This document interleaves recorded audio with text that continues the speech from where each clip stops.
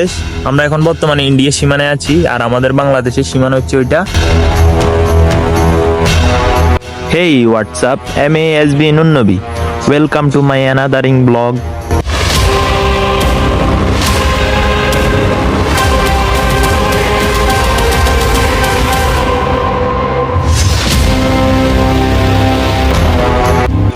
আমাদের ফেনীতে 5-6টির অধিক বর্ডার রয়েছে।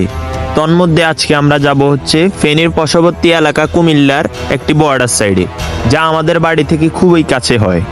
আজকে আমাদের প্ল্যান ছিল আমরা হেঁটে হেঁটেই যাব ওই বর্ডার সাইডে, কারণ আমরা দুপুরবেলায় প্ল্যান করেছি যে আজকে আমরা ওই বর্ডারে যাব, তাও আবার হেঁটে হেঁটে।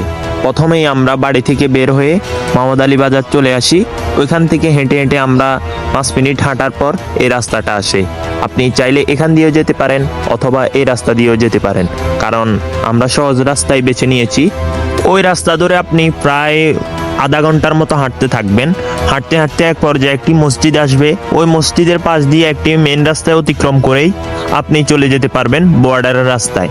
এই রাস্তা ধরে প্রায় আরও 15 মিনিটের মতো হাঁটতে। আপনি যদি আমাদের মতো হেঁটে হেঁটে না যেতে চান, তাহলে মোহাম্মদ আলী বাজার থেকে একটা অটো নিয়ে সোজা চলে আসবেন বর্ডার সাইডে। ওইখান থেকে আপনার ভাড়া নিবে 30 থেকে 20 টাকা পর্যন্ত। ওইখান থেকে আপনি 10 মিনিট অটো করে আসলেই আপনি চলে আসতে পারবেন বর্ডার সাইডে। আমরা প্রায় আমাদের বাড়ি থেকে 1 ঘন্টা 15 মিনিট হাঁটার পর বর্ডার সাইডে চলে আসি।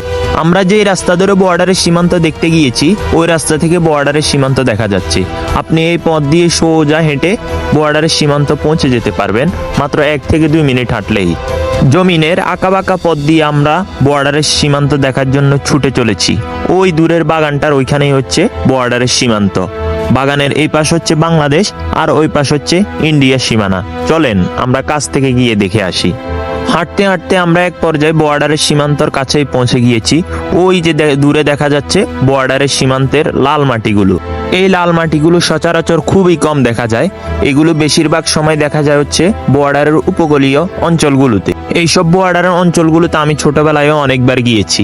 ওই সময় আমরা যখন যেতাম, ওইখান থেকে লাল মাটিগুলো নিয়ে আসতাম, কারণ আমরা লোক মুখে শুনেছি যে ওই লাল মাটিগুলো দিয়ে নাকি বিভিন্ন ধরনের মাটির পাত্র বানানো হয়। আর হ্যাঁ, আপনি যদি ওইসব বর্ডার অঞ্চলে যান, অবশ্যই ওইখানে স্থানীয় কোনো ব্যক্তিকে সাথে করে নিয়ে যাবেন, কারণ ওইখানকার কালচার ওরা খুবই ভালো করে জানে।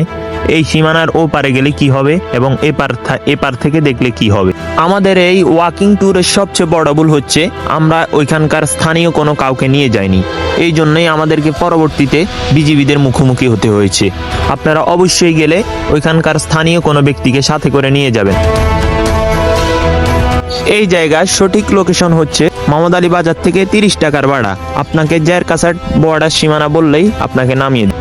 আমাদের দীর্ঘ 1.5-2 ঘন্টা হাঁটা বৃথা যায়নি, কারণ যেই পরিমাণে সুন্দর জায়গা, আমরা যতটুকু ভেবেছি তার থেকেও বেশি সুন্দর। আর একটু যাই, কিন্তু বর্ডারের কারণে যাইতে পারতেছি না। সামনেই ইন্ডিয়া আর এটা বাংলাদেশ। আমরা এখন বর্তমানে ইন্ডিয়া সীমানায় আছি, আর আমাদের বাংলাদেশের সীমানা হচ্ছে ওইটা। এই সীমানা দিয়ে আছে।